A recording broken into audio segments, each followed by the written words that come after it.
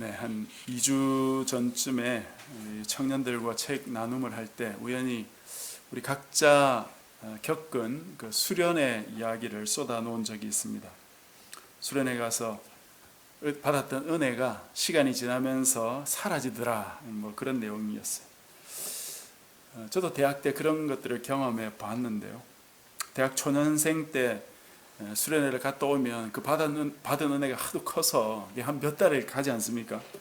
근데 2학년 되면 뭐 한 달 정도 가고, 3학년 되면 한 일주 정도 가고, 이제 4학년 되면 이제 수련회에서 돌아오는 그 버스 속에서 그 은혜가 다 사라져 버린 듯한 그런 느낌을 받았던 것 같습니다.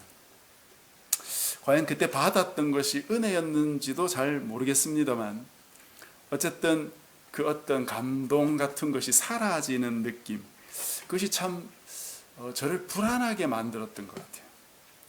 그게 사라지지 말아야 된다 하는 그런 어떤 강박적인 생각이 있었던 것 같아요. 즉, 은혜가 늘 내 삶에 넘쳤으면 좋겠다, 그런 마음이 있었던 것이죠.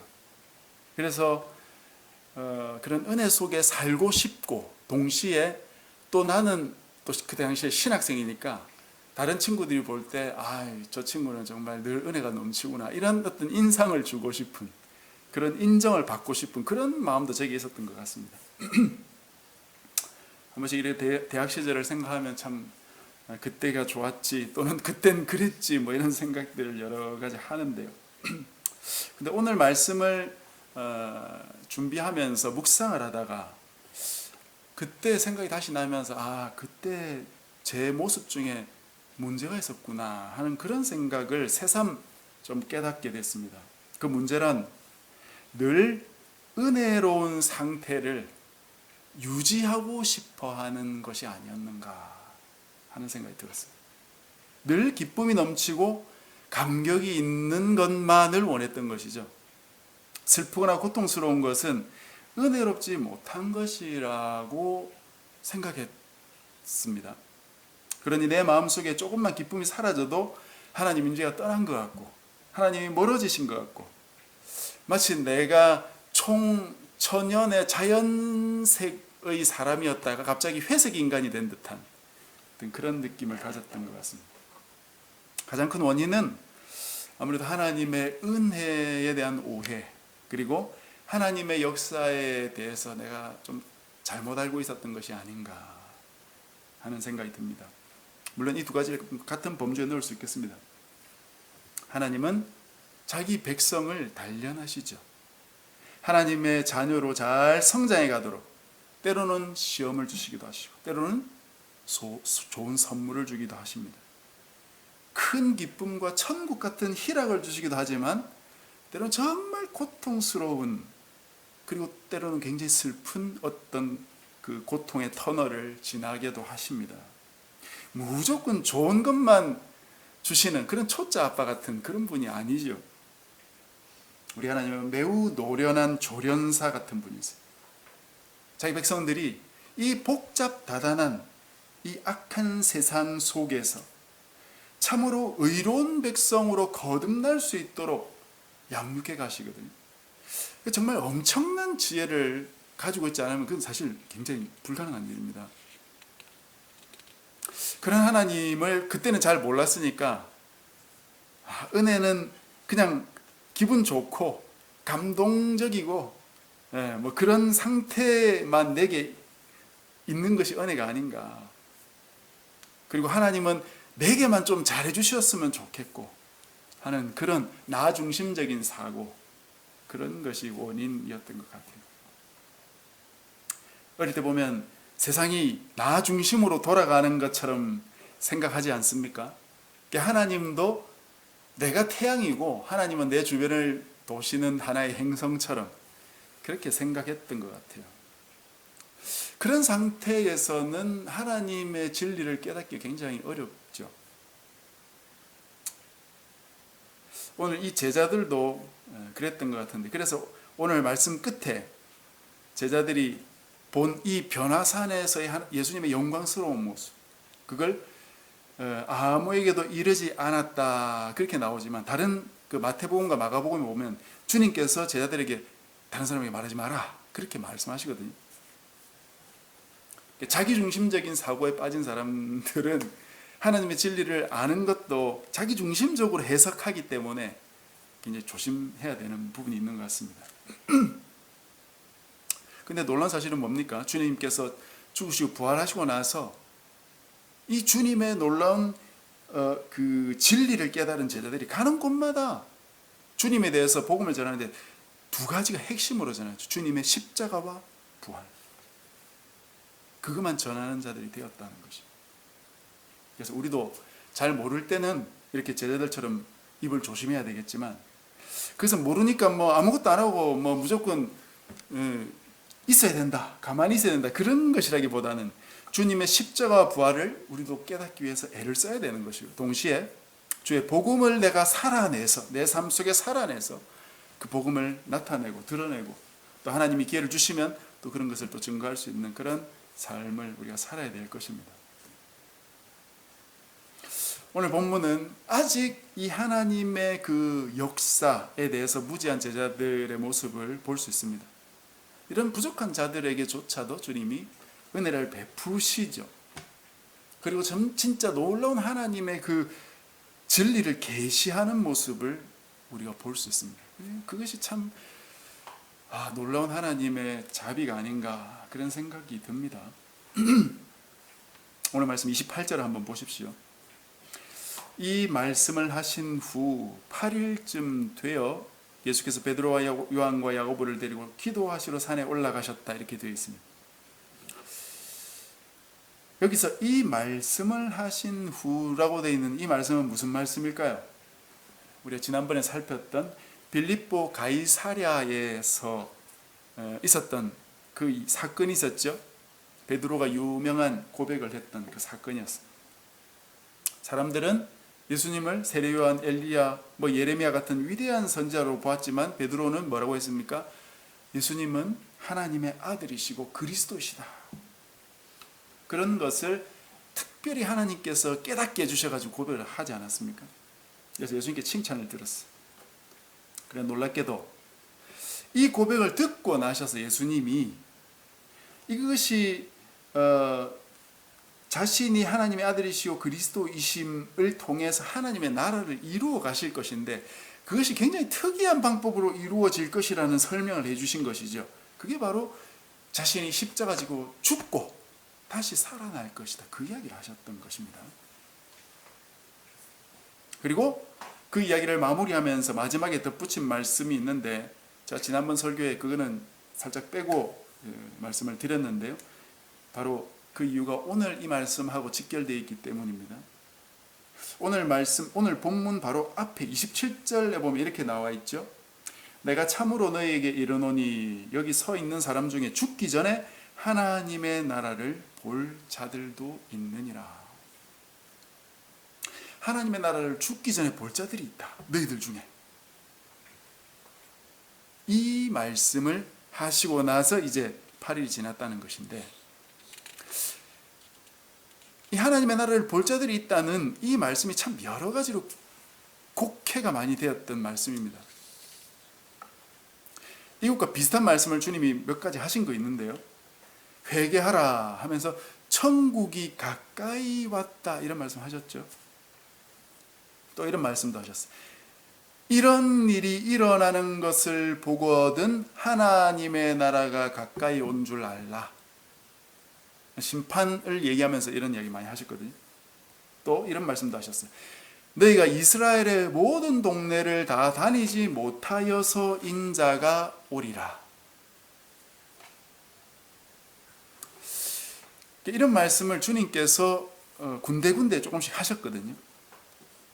그러니까 이런 말씀을 들은 그 제자들이 세상의 종말이 다가왔나 보다, 이제 얼마 안 있으면 세상이 끝장나는가 보다, 그렇게 생각했던 것입니다. 그러면 조금 더 조심히 살면서 절제하면서 이렇게 근신하면서 살아야 될 것 같은데, 데살로니가 교회에 있던 어떤 성도들은 아이고 이제 곧 있으면 세상이 끝나나 보다 하면서 게으르게 자기 일도 안 하고, 세상 끝나면 다 끝인데 뭐 일도 그만두고 이렇게 방탕하게 사는 사람들이 있었다는 것이에요. 그래서 바울이 그 데살로니가 편지를 보면은 그런 사람들을 책망하는 그런 이야기가 나오거든요. 그럼 세상 끝이 그렇게 금방 오는 것이 아니다, 그런 이야기를 합니다. 그래서 이 말씀을 방금 주님이 하신 그 말씀을 마태복음으로 한번 살펴보면 약간 더 명확히 드러나는 부분이 있어요. 지난번에 우리가 마태복음을 살폈는데 그 마태복음을 살핀 그 말씀 끝에 이렇게 되어 있습니다. 진실로 너희에게 이르노니 여기 서 있는 사람 중에 죽기 전에 인자가 그 왕권을 가지고 오는 것을 볼 자들도 있느니라. 여기서 왕권이 무엇이라고 했습니까? 하나님의 나라. 그 나라와 동일한 단어라고 제가 몇 번 설명을 드렸습니다. 왕권이 곧 나라입니다. 나라. 하나님의 나라가 온다는 것은 예수님이 왕이 되어 오신다는 것이에요. 그게 어떻게 가능한 겁니까? 예수님이 죽으시고 부활하셔서 승천하시죠. 그리고 하나님의 보좌 우편에 앉으십니다. 그게 바로 예수님이 왕이 되시는 거예요. 그래서 예수님께서 그때부터 이 하나님의 나라를 다스리는 왕이 된다, 이 말이에요. 물론 그 전에도 하나님의 나라는 존재했죠. 구약 백성들도 하나님의 나라의 백성들이었습니다.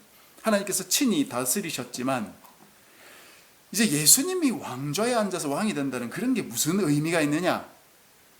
구약 성경에서 계속해서 하나님께서 자기 메시아를 보내실 것이라는 그런 말씀을 구약 성경에 하셨잖아요.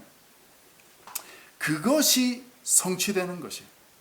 메시아가 오셔서 그 메시아를 왕으로 세우시겠다는 그 구약의 많은 예언들이 이제 예수님을 통해서 성취되는 것입니다.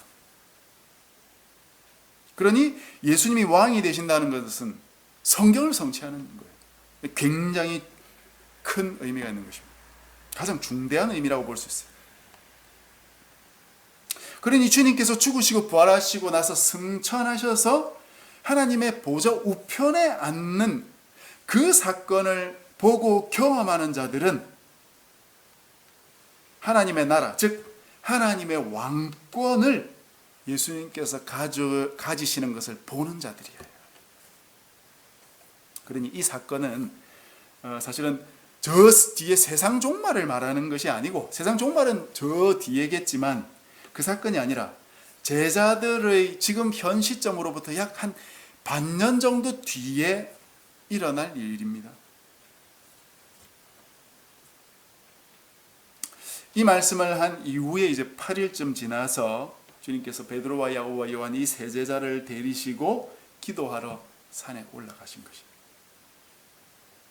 이 산이 어떤 산인지는 오늘 우리 성경에 명확히 나오지 않지만 앞에 말씀의 연장선상에서 본다면 빌립보 가이사랴 바로 위쪽에 무슨 산이 있다 했습니까? 헤르몬이라는 산이 있다고 했죠.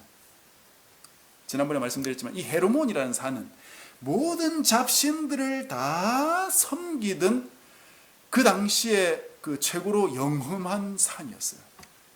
그 신전도 되게 많았다고 했죠. 그 장소에서 베드로가 예수님이 그리스도시고 하나님의 아들이시다 하는 그 고백을 했던 것이고, 오늘은 바로 그 말씀이, 그 베드로의 고백이 진짜 옳다는 사실을 이 모든 잡신들 앞에서 예수님께서 영광스럽게 변화되심으로써 증명하시고 또 선포하시는 의미가 있게 되는 것입니다. 29절에 산에서 기도하실 때 용모가 변화되고 옷이 휘어져서 광채가 났다고 했습니다.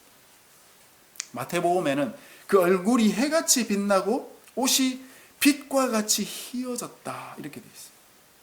이렇게 얼굴이 빛나고 옷이 희게 빛나는 이런 분은 성경에서 계시록에도 나오는데 바로 예수님이세요. 예수님, 하나님이시. 예수님은 지금 자기 제자들 앞에서 주님이 가지셨던 본래의 영광, 영원 전부터 하나님 아버지와 함께 누려오던 그 영광스러운 모습을 드러내신 것입니다. 지금 당분간은 인간의 모습을 하고 계시니까 조금 낮추어져서 우리처럼 오셨기 때문에 우리의 모습을 가지고 계셨던 거죠. 그래서 하나님의 그 찬란한 영광스러운 모습은 좀 많이 가려져 있었는데 지금 이 변화산에서 주님께서 원래 가지고 계셨던 놀라운 그 영광을 드러내신 것입니다. 그런데 이 땅에서 삶을 마치고 죽으시고 부활하시고 나서는 다시 그 영광을 되찾으시는 주님이시기 때문에 사실은 이 영광스러운 모습이 부활 이후의 주님의 모습이라고도 볼 수 있겠습니다. 그래서 30절 이후에 보면은 두 사람이 나타나죠. 이 두 사람이 어떤 의미를 가지고 있느냐 하는 것을 우리가 부활과 연관지어서 조금 정리를 할 수 있습니다. 30절부터 한번 보십시오. 문득 두 사람이 예수와 함께 말하니 이는 모세와 엘리야라. 영광 중에 나타나서 장차 예수께서 예루살렘에서 별세하실 것을 말할세. 베드로와 및 함께 있는 자들이 깊이 졸다가 온전히 깨어나 예수의 영광과 및 함께 선 두 사람을 보더니 두 사람이 떠날 때에 베드로가 예수께 여짜오되 주여 우리가 여기 있는 것이 좋사오니 우리가 초막셋을 짓되 하나는 주를 위해 하나는 모세를 위해 하나는 엘리야를 위해 하사이다 하되 자기가 하는 말을 자기도 알지 못하더라. 베드로는 스스로 하는 말을 잘 모르면서도 막 뱉어내는 그런 놀라운 능력이 있어요. 한두 번이 아니죠. 뒤에 가면 또 그런 거 나옵니다. 이런 베드로를 불쌍히 여기시는 주님의 사랑이 참 대단하신 것 같아요. 어쨌든 우리는 깨달을 수 있는 만큼은 깨닫고 배워야 되는데요. 이 상황이 솔직히 다 설명드리기에는 어려운 내용들이 많이 있습니다. 먼저는 이 두 사람이 모세와 엘리야인지 베드로가 어떻게 알아보았을까요? 신기하죠? 그건 사실은 아무도 알 수 없어요. 어떻게 알게 됐는지 뭐라고 정확히 말할 수 없습니다. 단지 그냥 하나님께서 그야말로 베드로에게 깨닫게 하셨다라고밖에 말할 수 없습니다. 유대인들이 가지고 있던 어떤 모세와 엘리야의 그런 이미지가 있다고 하더라도 척 보고 저 사람이 모세구나 저 사람이 엘리야구나 라고 말하려면 본 적이 있어야 되죠, 그죠? 근데 베드로는 두 사람 본 적도 없잖아요. 그래서 여기서 또 베드로가 자기의 장기를 발휘해가지고 하나님의 특별 계시를 힘입어가지고 저 모세와 엘리야구나 이렇게 알았다 이 말이에요.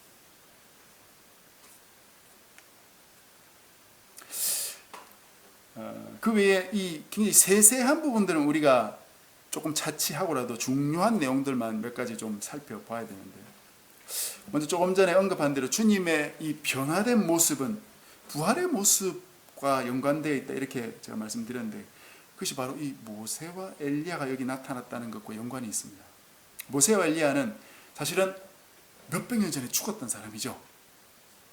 그러나 죽지 않고 지금 살아있는 모습으로 나타났어요. 어떻게 된 겁니까? 물론 이들의 육체는 땅 속에 있겠지만 그들의 영이 부활한 것이겠죠. 물론 엘리야는 죽지 않고 승천했기 때문에 이 엘리야는 아마도 육체까지도 가지고 있었을 겁니다. 굉장히 예수님과 비슷한 몸이죠. 영체를 가진 그런 몸으로 엘리야는 아마 있었을 겁니다. 이들과 이 모세와 엘리야, 즉 부활한 모세와 엘리야와 대화를 한다는 것은 그들과 같은 세계에 속한 존재라는 그런 증거가 되겠죠. 즉 예수님도 부활 이후에 그런 영체를 가지실 것인데 그런 영광스러운 모습으로 지금 잠시 나타나 보여주신 것이에요. 그 모습으로 모세와 엘리야와 나눈 이야기는 무슨 이야기입니까? 주님의 별세에 대한 이야기였다. 별세가 뭡니까? 돌아가시는 거죠. 성경에서는 근데 단지 돌아가시는 것이 아닙니다. 이 단어가 신약에 두 곳에 더 쓰였는데요. 여러분 주보 뒷면을 좀 보시면 제가 인용을 해 두었습니다. 먼저 히브리서 11장 22절. 히브리서 11장은 믿음장이라고 불리는 장이죠.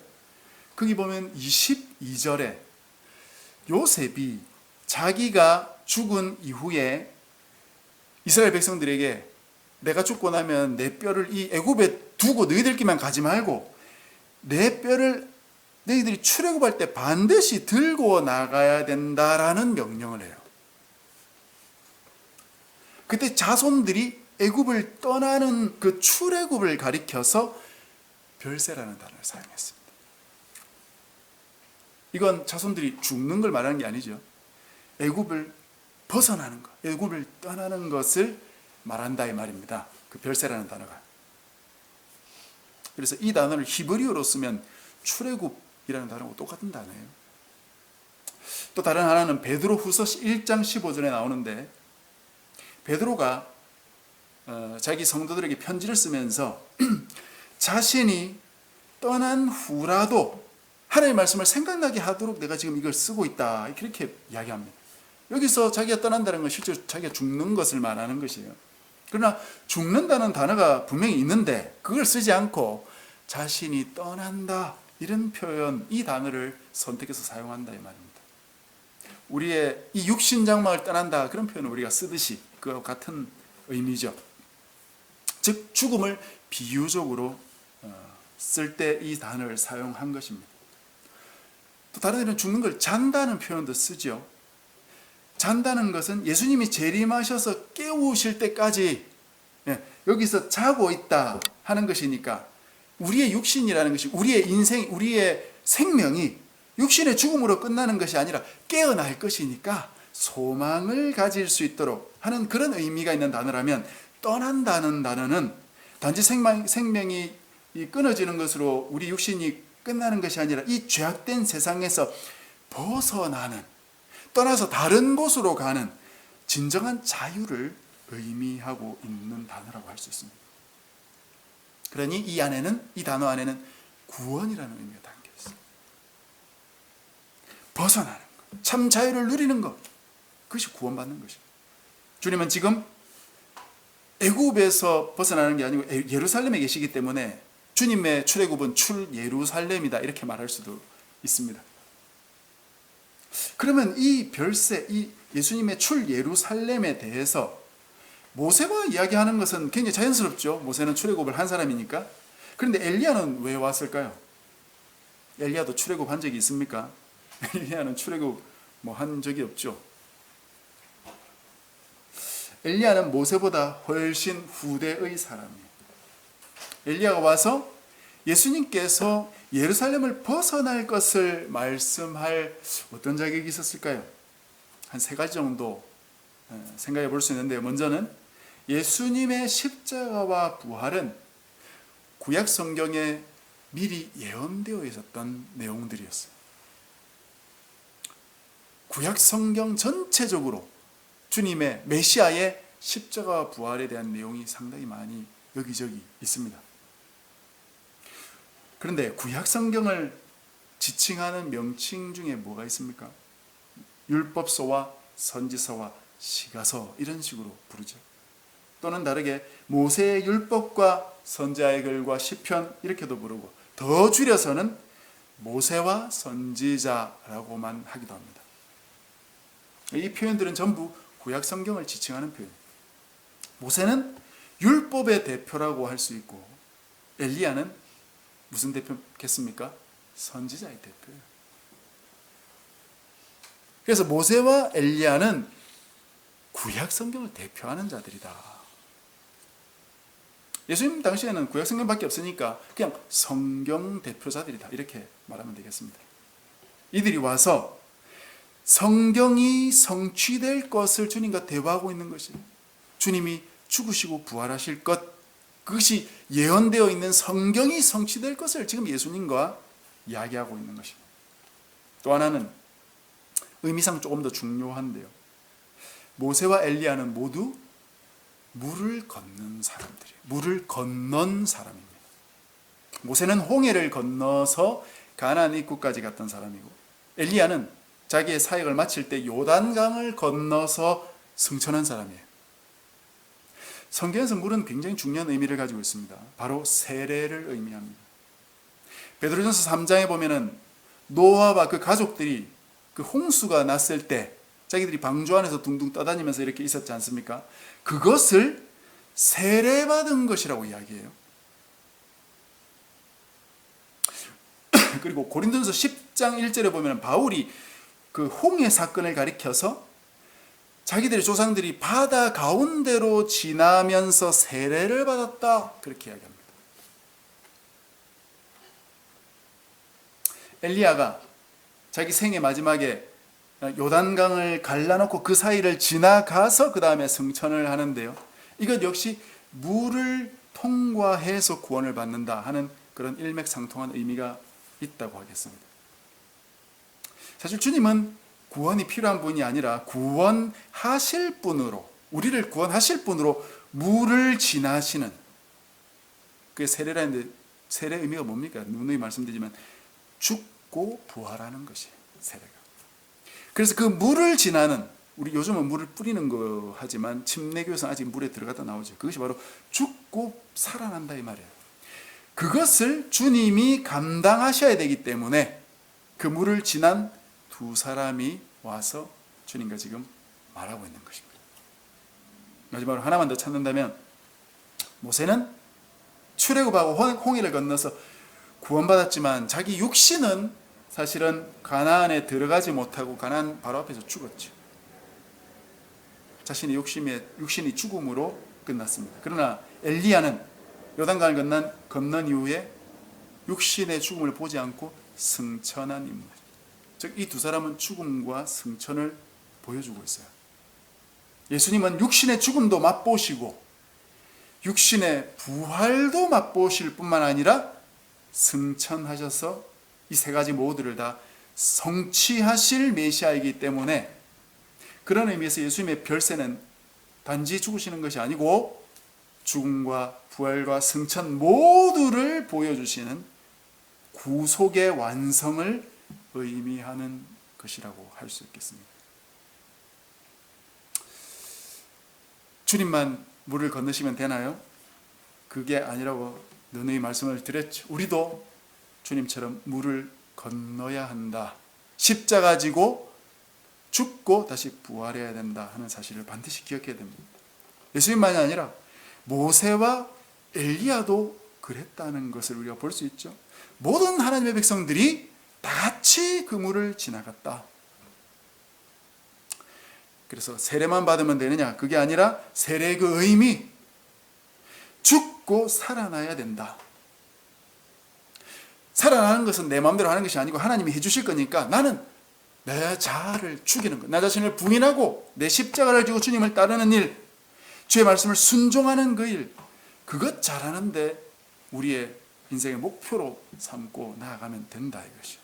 여러분, 우리가 요즘 잠언을 묵상하고 있죠. 잠언에 보면은 하나님께서 그 죄악을 피하기 위해 여러 가지 길들을 가르쳐 주시죠. 눈을 조심하라, 발을 조심하라, 네 가는 길을 조심하라, 음녀를 따르지 말도록 항상 조심하도록 계속 이야기해요. 거기서 그 음녀라는 것은 악한 마귀, 그 유혹하는 그런 존재를 말하는 것입니다. 그래서 여러분, 그 아담과 하와가 선악과를 왜 따먹었습니까? 보는 것에 걸린 거죠. 선악과를 보암직도 하고 먹음직도 하고 지혜롭게 할 만큼 탐스럽기도 하니까 보고 따먹은 것입니다. 보는 것 주의해야 돼요. 그것에서 우리 자신을 절제해야 됩니다. 필요도 모르다가 사실 갑자기 보면 갖고 싶어지는 거죠. 그런 이야기 제가 종종 저는 그런 생각하는데, 참 스마트폰을 우리가 모두 사용하고 있는데 스마트폰 없을 때도 이 세상은 잘 유지되고 돌아갔잖아요, 그죠? 그러나 스마트폰을 스티브 잡스가 딱 가지고 와서 보여주니까 사람들이 안 사고는 못 빼기고, 지금은 모두가 그것을 그냥 의무적인 것처럼 가지고 있는 세상이 되어버린 거예요. 보는 것에 자신을 절제해야 되고, 가는 것에 자기 발을 절제해야 되고, 우리의 모든 그런 감각기관들을 우리가 잘 절제해야 되겠습니다. 그러면서 우리 자신을 부인하고 그 부분에 승리를 해야 되겠습니다. 마지막으로 34절 이하에 보면 하나님께서 구름으로 지금 이 곳을 덮으셨어요. 그리고는 제자들을 심히 두렵게 만드시고는 무슨 말씀을 하십니까? 너희는 그의 말을 들으라. 말씀은 시편 2편의 말씀을 인용한 것입니다. 이전에 예수님께서 세례 받으실 때 동일한 말씀이 바로 하늘로부터 들렸었죠. 그 말씀은 단지 이 성부 하나님 아버지께서 자기 아들 성자 예수님을 사랑하는 아들이라고 그냥 가르쳐주는 내용인 게 아니라 시편 2편에 보면은 너는 내 아들이다 하시면서 이어서 뭐라고 하시냐면 그 아들에게 내게 구하라. 내가 이방 나라를 내 유업으로 주리니 내 소유가 땅끝까지 이르리로다. 네가 철장으로 그들을 깨뜨리며 질그릇같이 부수리라 하면서 예수님께서 모든 나라를 다 다스리는 왕이 될 것을 이야기하는 게 바로 시편 2편이에요. 예수님을 믿는 자들의 왕만이 아니고 사실은 예수님을 믿지 않은 모든 다른 이방 나라에도 예수님이 왕이 되시는 것을 다 보여주실 그날이 온다 이거예요. 예수님이 왕이 되신 것은 앞에서 말씀드렸듯이 죽으시고 부활하시고 승천하신 이후에 이루어질 일이다. 그래서 예수님이 죽으심으로 끝나는 게 아니고 그분이 부활하시고 승천하심으로 온 세상의 왕이 될 것이다 하는 이 주님의 왕되심의 메시지가 사실은 오늘 본문에서 계속 등장하고 있는 것입니다.